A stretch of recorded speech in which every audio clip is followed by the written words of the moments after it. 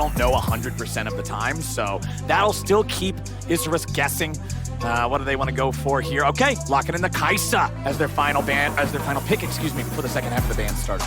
Yeah, I'm curious now to see what the game plan is for Istanbul Wildcats. Samira going to be taken off the board. Holy Phoenix is also a big Nila player as well, except plays at Eclipse, at least from what I can see in the playoffs. So could be going towards something like that, especially when you've got, Stark Screen who can add damage, Saren who can add a lot of damage as well. The big AoE wombo combo could be the direction that Istanbul Wildcats are looking at. And that's one of the things that I always look at if you're going to try to draft Nila. You got to have damage elsewhere. In terms of a marksman, her damage profile is generally considered very low compared to a lot of other choices you could have. So anyway, Samira, Trundle banned out.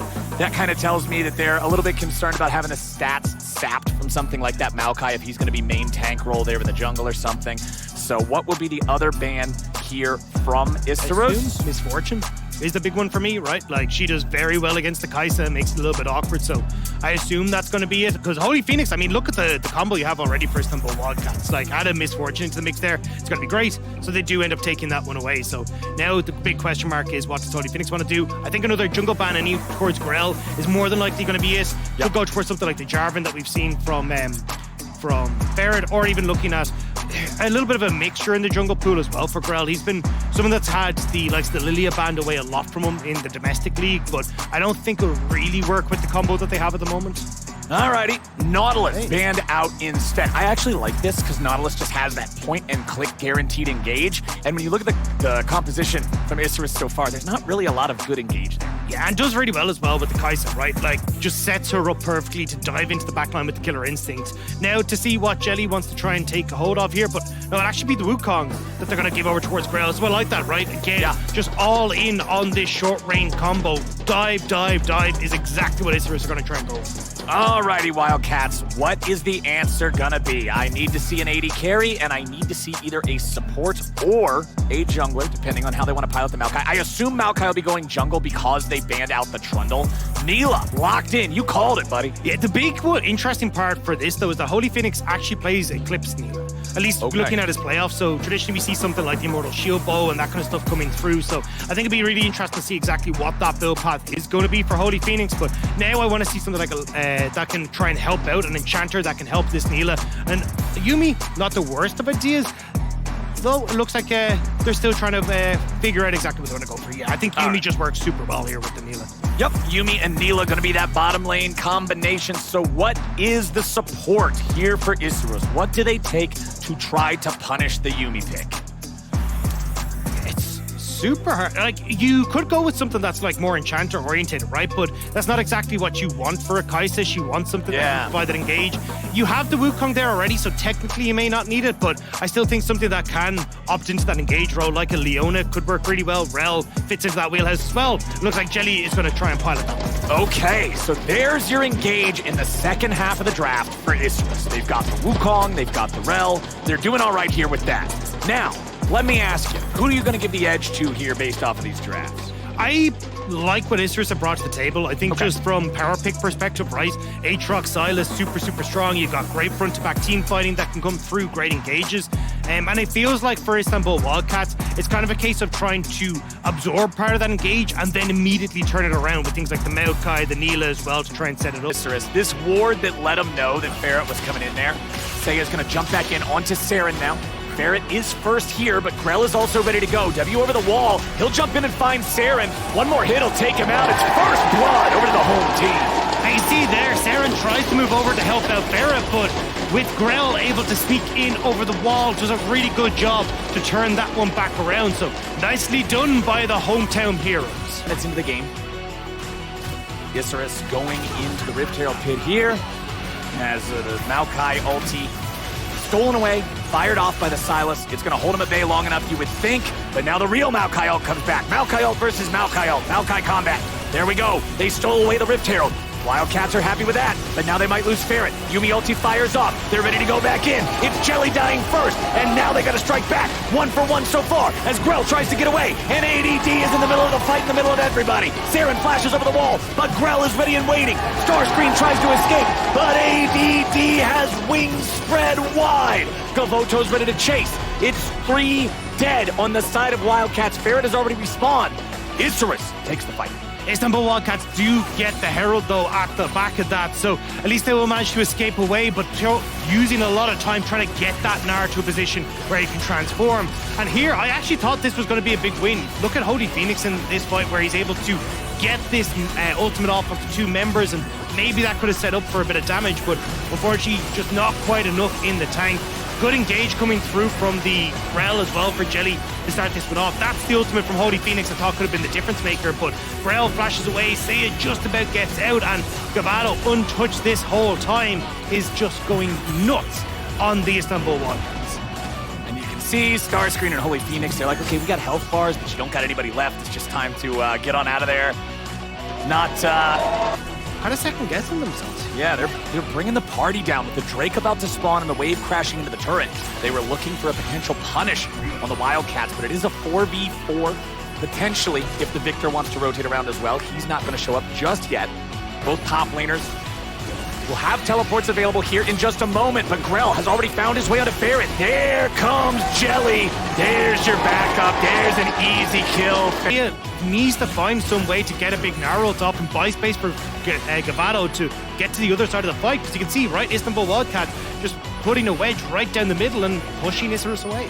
Alrighty, Isurus are not ones to be scared off that easily. They're ready to go again. Grell jumps in, finds the knockoff on a multiple targets. Starscream not ready to transform just yet, but Holy Phoenix is ready to fight back, and Jelly's gonna be killed off first. Grell's taken low. Holy Phoenix still trying to fight it out. Starscream still somehow alive as Saren falls to Seiya, and Seiya tries to keep himself going. He won't burn away quite yet, but he finally dies there at the very end. The fight goes to the Wildcats. It's been so incredibly close, but just Istanbul Wildcats are able to eke it out.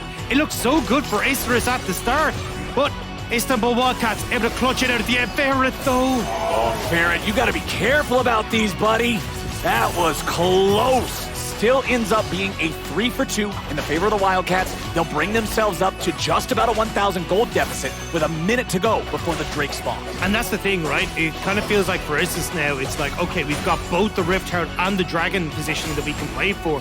Whereas for Istanbul Wildcats, we kind of need to focus the Dragon just because of how important a 3rd Infernal Dragon would be for Isurus. So we'll have to see how they're going to play this one out. But looking at the start of this, like again, Istanbul Wildcats kind of give up their positioning here, where Isurus then feel like they can engage. Grell goes over, but Gavado not really in a position to follow up. You've got all 5 members of Istanbul Wildcats here. I thought with Holy Phoenix missing out on the ultimate thanks to a great ultimate from Jelly, pulling him back from Gavado might have been enough, but Starscreen ends up transforming at the right time. Holy Phoenix doesn't end up going down thanks to heals from the Yumi, and Isurus end up so overextended trying to finish off low health members that they kind of forget about the rest of the fight, where Starscreen and Ferret are finishing off members themselves.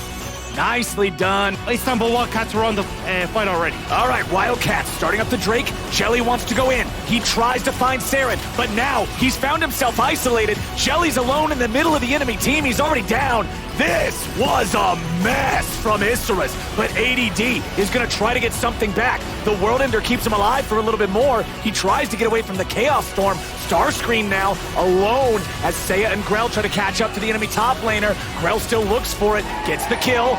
That'll be 1 dead on the side of the Wildcats. They're still ready to fight back for Isurus. Holy Phoenix getting jumped on, but Seiya's getting chain CC'd. He can't fight his way out, and the Wildcats win another fight. They aren't done yet. Gavoto trying to get himself away, but Holy Phoenix is ready to go on the chase.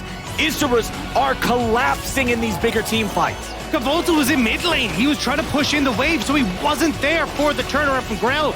Grell wasn't, I've got the mid laner, and then turned to see that there is nobody who's with you. I mean, even from the position that they're in, right? Like, Gavoto is not really in a position. Seiya can't really follow up.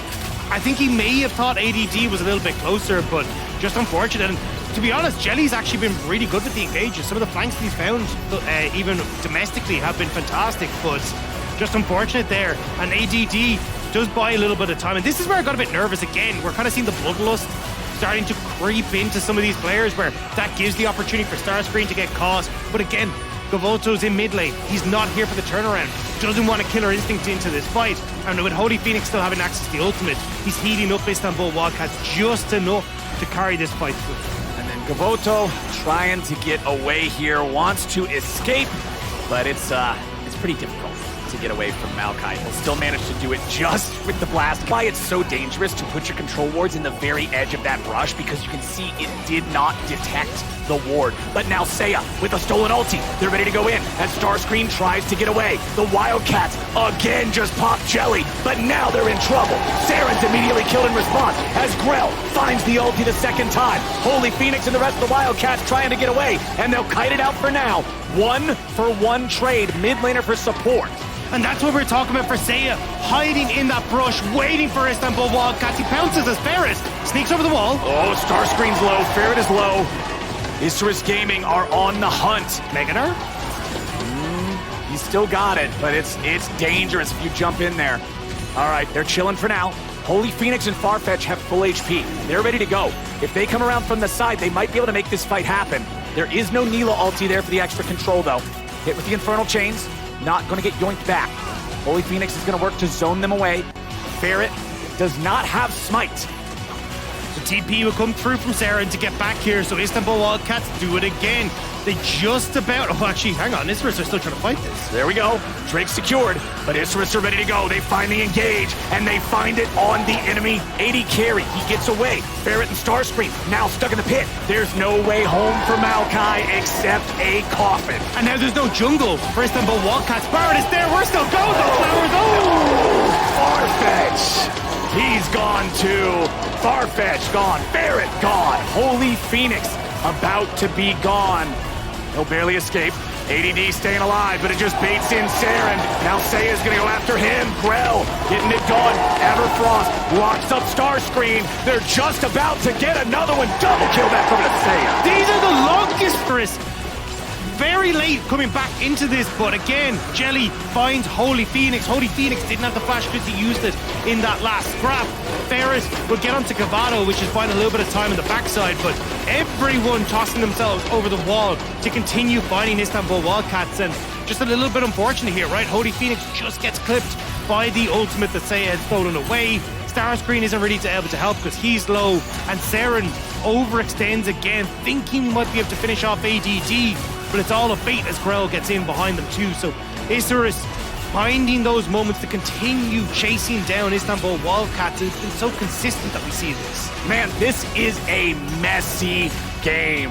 Isurus have fumbled a couple of team fights earlier on, but then they end up getting this great counter. He gonna carry fights. It's an Aatrox cosplay build, right? Yeah. You're pretty much doing similar things to what he would like to do. As now, you're getting dove. It's a bad time. Holy Phoenix staying alive, just barely, somehow ready to go. Turn around. Holy Phoenix lives. Starscream with a slam back into the wall, but it won't matter.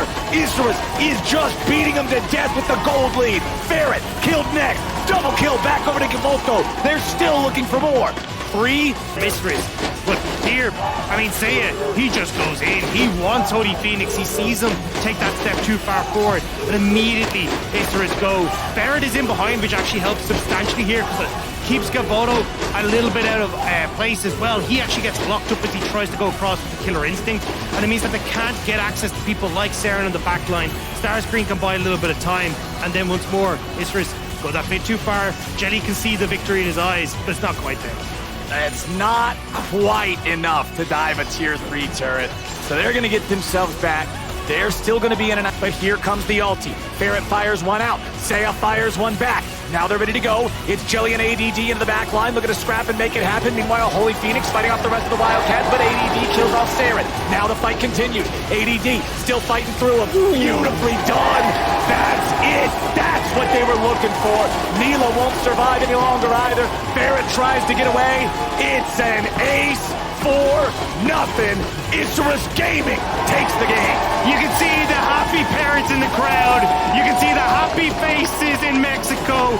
Isurus will find their win here against the Istanbul Wildcats and will not find themselves going 0-5.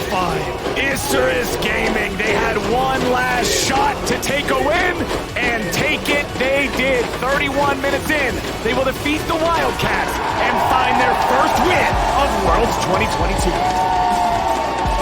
It was